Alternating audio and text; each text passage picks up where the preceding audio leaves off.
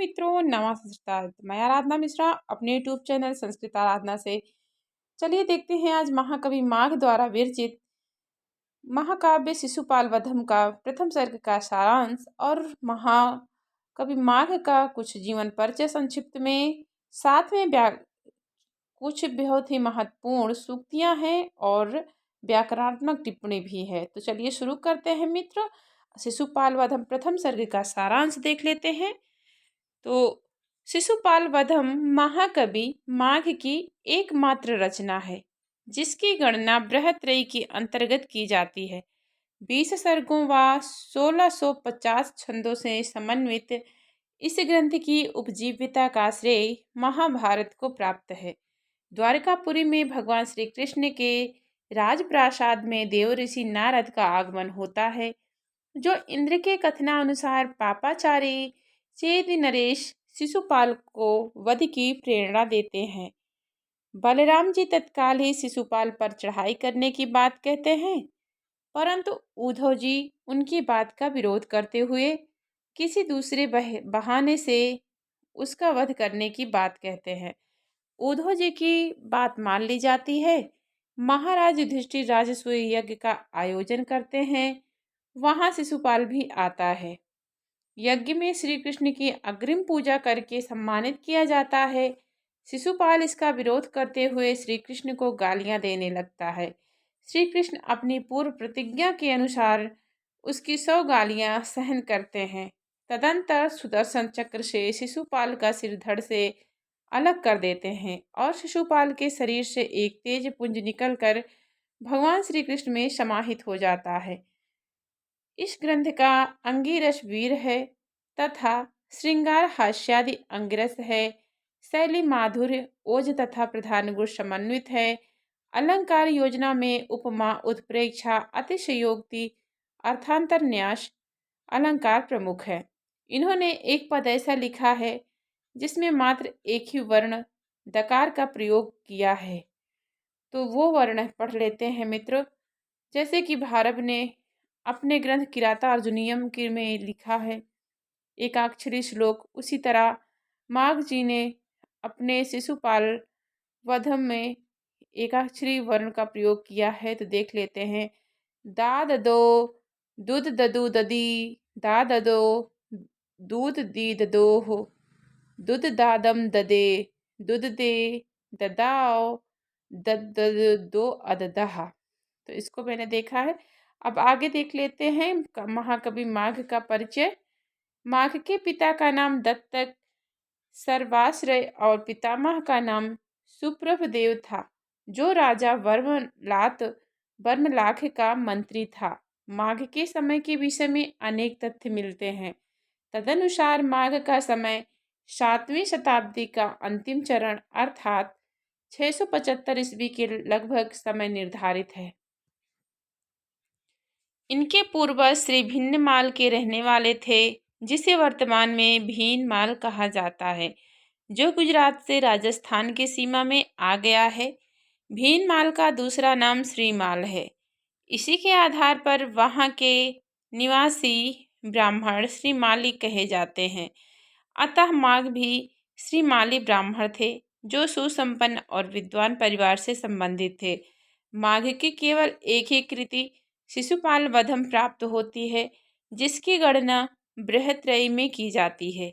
इसी एक ग्रंथ के आधार पर माघ को अमरता प्राप्त हुई। तो अब आगे देख लेते हैं मित्र कुछ शिशुपाल वधम की कुछ बहुत ही महत्वपूर्ण सूक्तियाँ। तो ये शिशुपाल महावधम की प्रमुख सूक्तियाँ हैं जो कि पीजीटी के एग्जाम में महत्वपूर्ण रूप से पूछी जाती हैं। तो चलिए देख लेते हैं कुछ सूक्तियों को, उसके बाद व्याकरणात्मक टिप्पणी को भी देखेंगे। गृहीतु मर्थ्यन परिचर्या मुहुर्महानुभावा हि नितान्तमार्थिनः ऋतेरवहेच्छालयितुं क्षमेत कः क्षपात्मस्काण्डमलीयशं नभः सदाभिमानैकधना हिमानिनः सतीव ये श्रित प्रकृति सुनिश्चिला पुमांसमभ्येति भवान्तरेष्वपि। पांचवी सूक्ति है, उत्तिष्ठामानस्तु परो नोपेक्षा पथमीक्षितः। छठवीं सूक्ति है, ज्ञातिसारो अपि खल्वे कहा संदिग्धे कार्ये वस्तुनि। सातवीं सूक्ति देखते हैं, तृप्तियोगः परेणापि महिम्नना महात्मनाम समूलघातमघ्नतः परान्नो घन्ति मानिना। ये आठवीं सूक्ति है। और आगे देखते हैं नौवीं सूक्ति को, विपक्षमखिली कृत्ये प्रतिष्ठा खलु दुर्लभा बद्धमूलस्य मूलं हि महदवैरतरो स्त्रियः। 11वीं सूक्ति को देखते हैं। सूक्ति को, तेजस्वी मध्ये तेजस्वी दवीयानपि गण्यते सामवादः सकोपस्य तस्य प्रत्युत दीपिकाः। 13वीं सूक्ति को देखते हैं, सर्वः स्वार्थं समीहते तेजः क्षमावानैकान्तं कालज्ञस्य महीपतेः बृहत्सहायः कार्यन्तं छोदयानपि गच्छति छन्दानुवृत्ति दुःसाध्यः श्रुहृदो विम्नीकृतः तीक्ष्णा नारतुन्द कर्म शान्तं प्रतापवत् नोपतापि मनः सोऽस्म वागेका वाग्मिनः शतः सर्वः प्रिय खलु भवत्यनुरूप चेष्टः। ये 18वीं सूक्ति है। इसके आगे देखते हैं।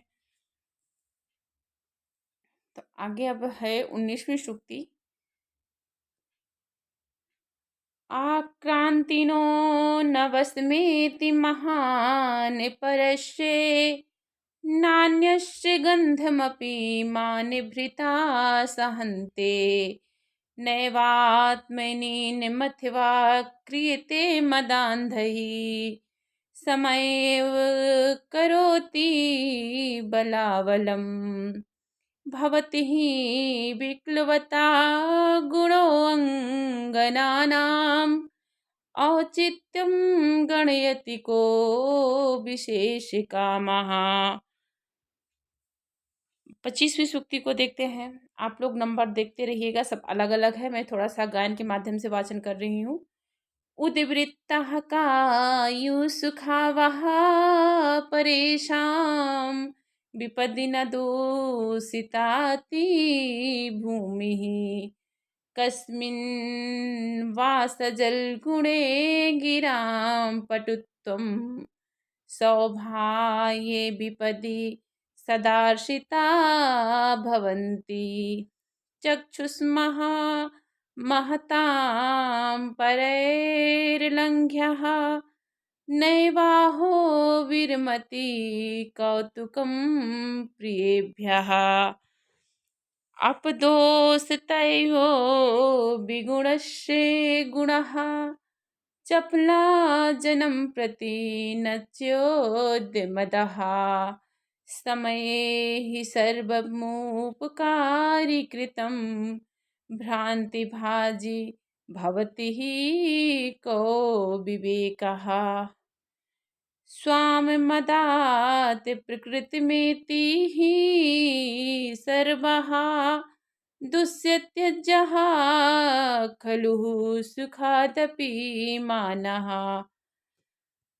दाक्षं हि सद्ये फलदं महतां हि सर्वमथवा जनातिगम् परिवृद्धि मत्सरी मनोहिमानिनां दयितं जनः खलु गुणीति मन्यते। तौ कर्मणैव विकशते सत्यता स्फुटमापदां पद्मनात्मवेदिता। प्रभु चित्तमेव हि जनो अनुवर्तते काचलोकानुवृत्तिः योग्यानार्थः कश्चन सज्जनेन दानेषु स्थूलक्षत्वं न हि तस्य सरानने भवति स्फुटमागतो विपक्षान् सपक्षोऽपि हि निवृत्त्योर्विधाता। आगे देखते हैं 48वीं सूक्ति है और 49 सूक्ति है। ननु वारिधरो परोधिमुक्तः सुतरामुत्पते पतिः प्रभाणाम् उपकृत निसर्गतः परेशामु परोधम न हि कुर्वते महान्तः। तो ये शिशुपाल वधम की कुछ बहुत ही महत्वपूर्ण सूक्तियाँ थीं और आगे अब देख लेते हैं व्याकरणात्मक टिप्पणी को। तो इसमें शुरू करते हैं। निवास नि प्लस वस प्लस घई प्रत्यय है। अवंतरतम में अव प्लस त्रि प्लस सत्री प्रत्यय। ददर्श में दृश प्लस लिट प्लस प्रथम पुरुष एक वचन। प्रसिद्धम में प्रा प्लस सिद्ध प्लस अक्त प्रत्यय है। आगे है हविर्भुजः। हविर्भुजः में हविर प्लस भुज प्लस क्यू प्रत्यय है। ईक्षितम में ईक्ष प्लस अक्त प्रत्यय है। विभक्त में वी प्लस भज प्लस अक्त प्रत्यय। अबोधि में बुध प्लस लंग लकार है। अबोधि में उत्क्षिप्त में उत प्लस छिप प्लस अक्त प्रत्यय है। रूहा में रूह प्लस कुप प्रत्यय है। धराधर में धरा प्लस ध्री प्लस अच प्रत्यय है। वशा नाम में वस प्लस सानच प्रत्यय है। आकलत में आ प्लस कल प्लस अक्त प्रत्यय है। आगे देखते हैं। वाहन में वह प्लस णिज प्लस लुट प्रत्यय। आघट नया में आ प्लस घट प्लस ऋज प्लस युच प्लस टाप प्रत्यय। निर्वत्य में नी प्लस वृत प्लस ल्य प्रत्यय। संपदा में सम प्लस पद प्लस कुप प्रत्यय। तडित्वान में तडित प्लस मतु प्रत्यय है। उन्नमित में उत प्लस नम प्लस इट प्लस अक्त प्रत्यय है। धृत्य में ध्री प्लस अक्त प्लस प्रत्यय है। उपैतुम में उप बराबर आंग प्लस इण प्लस तुमुन प्रत्यय। आसने में आस प्लस लूट प्लस सप्तमी विभक्ति एक वचन। विष्टरे में वी प्लस सत्री प्लस आप प्लस सप्तमी विभक्ति एक वचन है। विष्टरे में प्रिया में प्री प्लस का प्रत्यय है। प्रषेदेशुः प्रषेदुसह में प्रा प्लस सद रि प्लस कौशु प्रत्यय है। निधाय में नी प्लस धा प्लस ल्य प्रत्यय है। जिगाय में जी प्लस लिट प्लस प्रथम पुरुष एक वचन है। बीरे जिरे में बी प्लस राज प्लस लिट प्लस प्रथम पुरुष एक वचन है। प्रफुल्ल में प्रा प्लस फुल प्लस अक्त प्रत्यय है। बभूवतुः में बभू प्लस लिट प्लस प्रथम पुरुष एक वचन है। अभ्यागम में अभि प्लस आ प्लस गम प्लस अप प्रत्यय। विसार भी में विष बी प्लस श्री प्लस ऋणी प्रत्यय। लभ्यन में लभ प्लस ऋणिज प्लस शत्रु प्रत्यय। नियंतुम में नी प्लस यम प्लस तुमुन प्रत्यय। कृत में क्री प्लस अक्त प्रत्यय।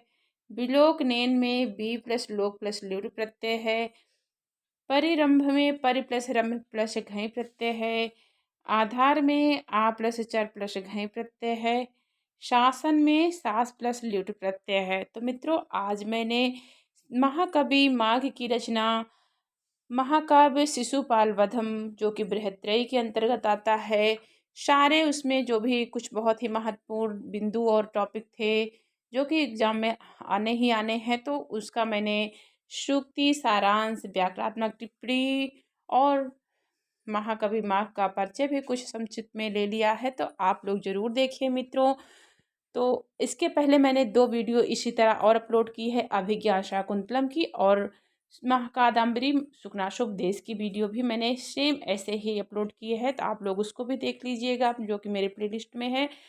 और इसके आगे भी बहुत ही अच्छे-अच्छे वीडियो अपलोड करेंगे मित्रों, तो आप लोग हमारे चैनल से जुड़िए, अपना भी सहयोग प्रदान करिए मित्रों, देखते रहिए, चैनल को सब्सक्राइब करिए, पढ़ते रहिए और मित्रों को शेयर करिए मित्रों। नमः संस्कृताय।